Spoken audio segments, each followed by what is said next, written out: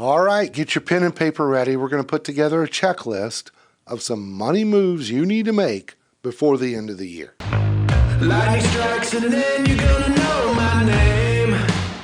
Hey, this year is really flying by, and December 31st, it's going to be here before you know it. So let's kind of put together a checklist of some money moves, financially speaking, of things you need to do before the end of the year.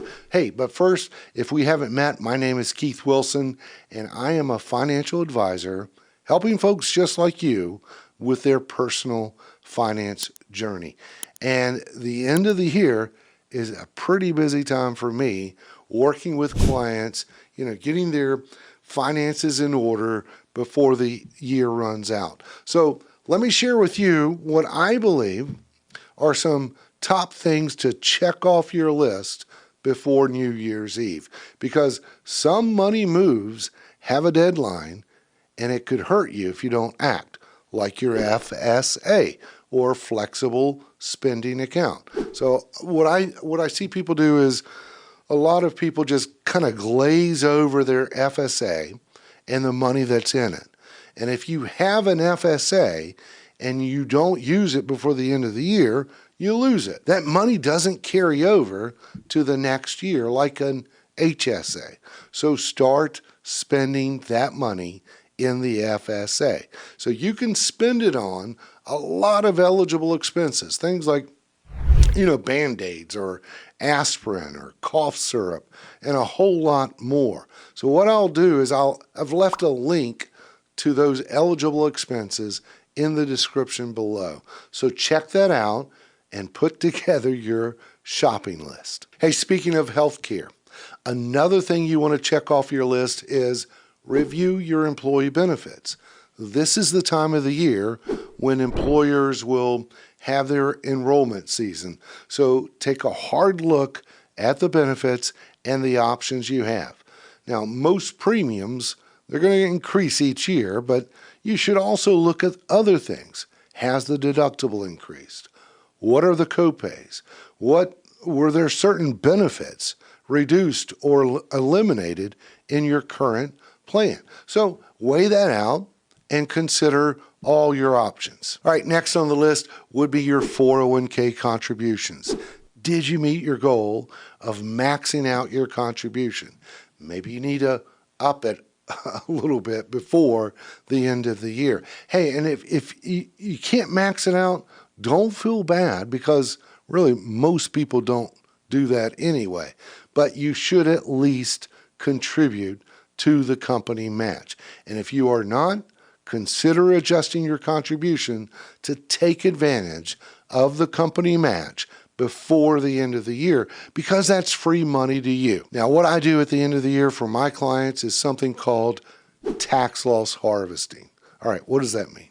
So what that means is you're selling certain securities for a loss to offset any realized gains in the portfolio.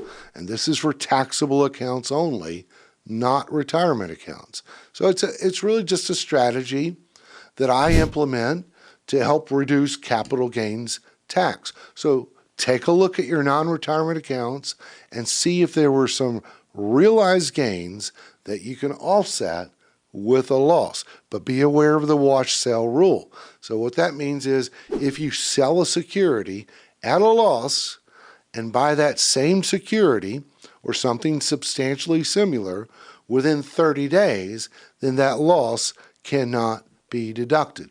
So I'm going to help you out. I recently posted a video specifically about tax loss harvesting, and you can check that out right up here. Hey, and while you're at it, go ahead and subscribe to the channel and give this video a thumbs up. It really helps me more than you know. I really appreciate it. All right, moving on. What about charitable contributions? Here's another thing that really keeps me busy this time of the year. So if you are charitably inclined to give, look at a couple of options here. If you are thinking about, selling a security and donating the proceeds to the charity, you may incur capital gains tax. So consider gifting the assets directly to the charity instead. Look, generally, you can eliminate the capital gains tax you would otherwise incur from selling the assets. Now, as long as you've held them more than 1 year, and then you can turn around and claim a charitable deduction for the fair market value of those assets. Or if you are over age 70 and a half, you could gift a distribution from your IRA and not pay taxes on it. This is known as a QCD, or a qualified charitable distribution. Now, you won't be able to claim the distribution as a charitable deduction, but you don't pay taxes on the distribution that you made. This works really well when folks claim a standard deduction on their taxes. Next on the list would be check your credit report. What I do personally this time of the year is I'll pull all 3 credit reports, from Experian, Equifax, and TransUnion, and I read through the paper statements for all of my accounts. And this is important because we are entering peak spending season. So you want to make sure that nothing is on your credit report that shouldn't be there. So you can get your free credit report every year from each of the 3 credit bureaus and can assess this by going to annualcreditreport.com. So once you have your credit reports, assess where you are with your credit and make sure it's accurate. Another thing I would add to the list is get with your tax accountant to assess where you are and what tax planning strategies need to be put in place before the end of the year. Don't wait until April 15th of next year because you can miss some deadlines. So check these things off your list. FSA, spend it or lose it. Review your employer benefits for next year. Make changes if you need to.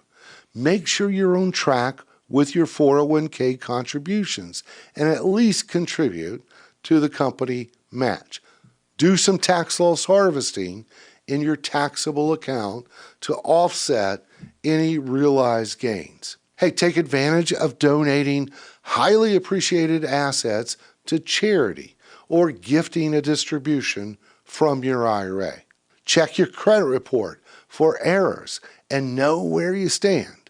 And finally, get with your tax professional before the end of the year for a review of your situation. Hey, hope this helps, and please consider subscribing to the channel, and we'll see you next time. If I don't know any limitation.